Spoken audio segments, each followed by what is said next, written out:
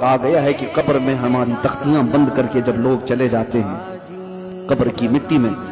آپ کو اندازہ ہے، آپ ممبئی کے قبرستانوں کو دیکھتے ہیں اور بہت جلدی یہاں قبریں کھولی بھی جاتی ہیں، لیکن جہاں نہیں کھولی جاتی وہاں کے لیے بھی میں بتا رہا ہوں، دفن کر کے چلے جانے کے بعد ایک دن کے اندر، صرف ایک دن 24 گھنٹے جب گزر جاتے ہیں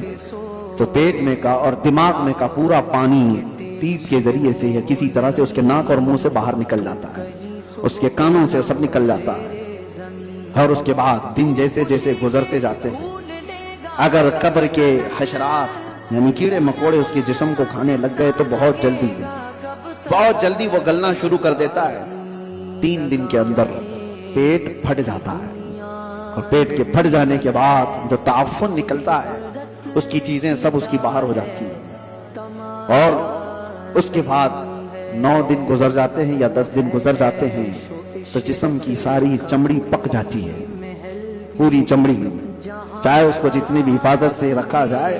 روح نے ساتھ چھوڑ دیا ہے تو اب جسم ترتیب وار ایک ایک چیزیں اس کی ختم ہوتی چلی جاتی ہیں۔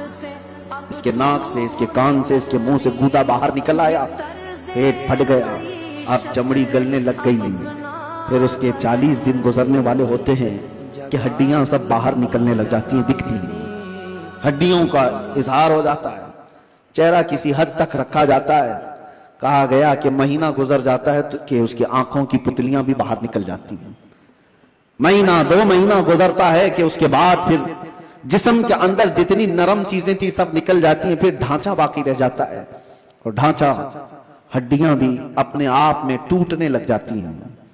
اس کے پیروں کی ہڈیاں اس کے کمر سے الگ ہو جاتی ہیں،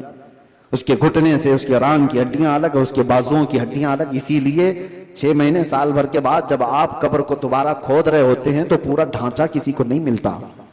کسی کی گھٹنے کی ہڈی، کسی کے سر کی کھوپڑی اور کسی کے پیر کی ہڈی، یہی سب چیزیں ملتی ہیں، جسم سب چھوڑ چکا ہوتا ہے۔ یہ وہی جسم ہے جس کو ہم گھنٹوں آئینے کے سامنے سجا رہے ہوتے ہیں، یہ وہی جسم ہے جس کے اوپر ہم اپنی محنت خرچ کر رہے ہیں، چاہے وہ جیم میں جا کر، میں نہیں کہتا کہ فٹ نہیں رہنا چاہیے، فٹ رہنا چاہیے، لیکن یہ نہیں ہے کہ کل محنت ہم اپنے جسم پر لگائیں اور روح کا خیال بھی نہیں کیا کریں۔